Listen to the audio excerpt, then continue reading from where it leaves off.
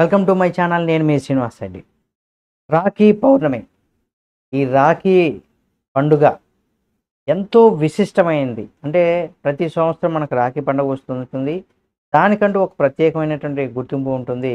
అయితే ఈసారి వచ్చేటువంటి రాఖీ పండగకు మాత్రం ప్రత్యేకమైనటువంటి గుర్తింపు ఉంది.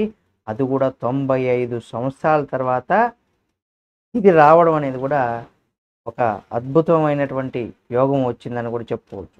అంటే ప్రతి ఏడాది శ్రావణ పౌర్ణమి రోజు కూడా ఈ రాఖీ పండుగను కూడా జరుపుకుంటూ ఉంటాం. ఈ రోజున సోదరిమణులు వాళ్ళ యొక్క ప్రేమకు ప్రతీకగా కూడా భావించి ఈ రోజున రక్షాబంధన్ అంటే రాఖీ పండుగను కూడా జరుపుకుంటూ ఉంటారు.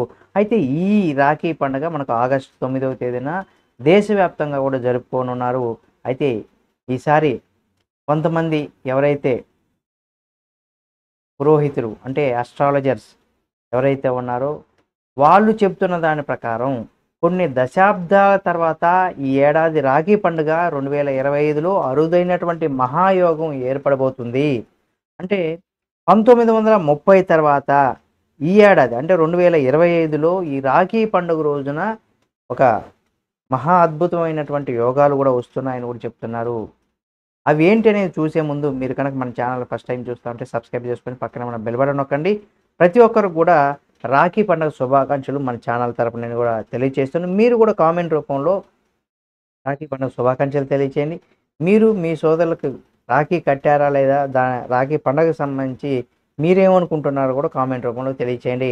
ఇక 1930 ఏడాది ఏదైతే ఉందో అలాంటి యోగం 1930లో ఎటువంటి యోగం అయితే వచ్చిందో సేమ్ అటువంటి యోగం ఇప్పుడు మళ్ళీ వచ్చింది ఈ ఏడాది.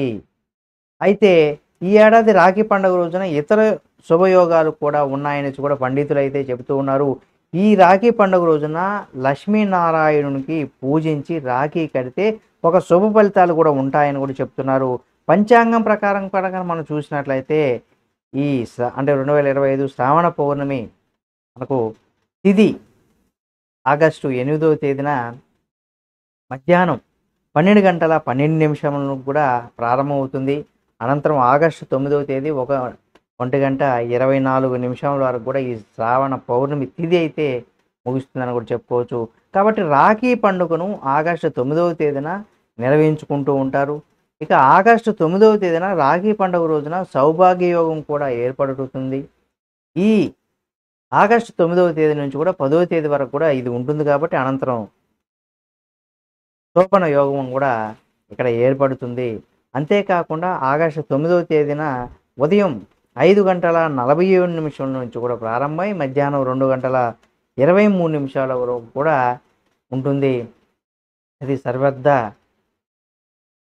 సిద్ధి యోగం అని అంటూ ఉంటారు. మరోవైపు శ్రావణ నక్షత్రం కూడా ఉంటుంది సైతం. కాబట్టి మధ్యాహ్నం 2 గంటల 23 నిమిషాల నుండి కూడా ఉంటుంది. ఇవన్నీ కూడా గమనిస్తే ఇది 95 సంవత్సరాల తర్వాత మనకి ఈ రాఖీ పండగకు ఒకే తేదీన ఒకే రోజున ఒకే సమయంలో ఒకే నక్షత్రంలో ఒకే యోగాలు ఏర్పడడం అనేది కూడా గమనార్హం.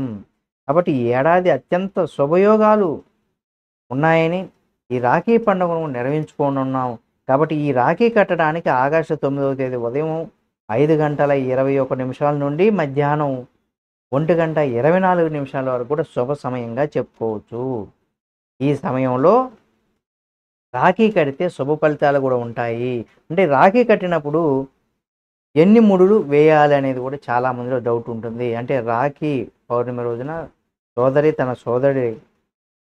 సోదరుడికి రాఖీ కట్టినప్పుడు 3 ముడులు మాత్రమే వేయడం శుభప్రదం అని కూడా చెప్పడం జరిగింది. అందులో మొదటి ముడి తన సోదరుడికి దీర్ఘాయువును కూడా ప్రసాదించమని, ఇక రెండవ ముడి రాఖీ కట్టినప్పుడు సోదరుడికి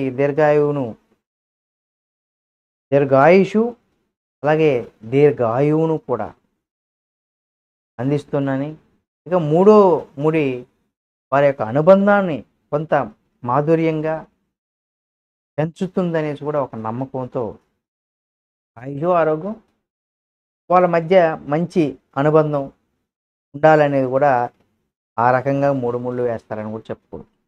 కాబట్టి ప్రతి ఒక్కరు కూడా ఈ రాఖీ పండుగ రోజున మీరు మీ సోదరులు ఎవరైతే ఉన్నారో మీ అక్క కావచ్చు, చెల్లెలు కావచ్చు, వాళ్ళ దగ్గర రాఖీ కట్టించుకొని వాళ్ళకి అండగా ఉండండి జీవితాంతం అనేది కూడా ప్రధానమైనటువంటి ఉద్దేశం.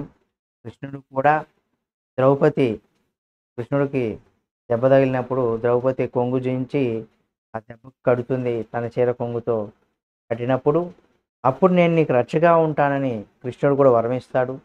అలా మనకు ద్రౌపది వస్త్రాభరణ సమయంలో అందుకే కృష్ణుడు చెల్లెలు కష్టాల్లో ఉంది కాబట్టి వచ్చి ఆ చీరలు ఇచ్చి ఆమెని రక్షిస్తాడు, రక్షగా ఉంటాడు. ఇలా పురాణ కథలు కూడా అలాగే యమున, యముడు వీళ్ళకి సంబంధించి కూడా కథలు కూడా ఉన్నాయి. తప్పనిసరిగా అక్కా చెల్లెళ్ళు, అన్నదమ్ముల మంచి బంధుత్వం అంటే మంచి బంధాన్ని వారు ఒకరికొకరికి మనోధైర్యంగా ఎటువంటి సమస్యలు వచ్చినా ఒకరికొకరు తోడుగా నిలబడండి. ఇటువంటివన్నీ కూడా మనకు రానున్న రోజుల్లో మనలోని మంచితో పాటుగా మన ఉన్నతికి కూడా ఎంతగానో ఉపయోగపడతాయి. కుట్రలు కుతంత్రాలు లేకుండా అన్న చెల్లెలు, అక్క తమ్ముళ్ళు కలిసిమెలిసిగా ఉండండి. మంచి బంధంతో మీ ఇద్దరి మధ్య ఎటువంటి ఆస్తి తగాదాలు ఇలాంటివి లేకుండా ప్రతి ఒక్కరు కూడా మంచిగా ఉండండి. మీ అందరికీ మంచి జరగాలని కూడా కోరుకుంటున్నాం మన ఛానల్ తరపున. కాబట్టి సబ్స్క్రైబ్ చేసుకొని పక్కనే ఉన్న బెల్ బటన్ ఒకటి మాత్రం మర్చిపోకండి.